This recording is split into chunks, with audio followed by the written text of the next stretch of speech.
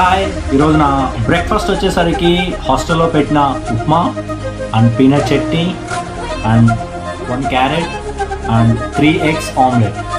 So అంతే ఈరోజు నా కంప్లీట్ హై ప్రోటీన్ బ్రేక్ఫాస్ట్. సరే తినేద్దామా, లెట్స్ గో.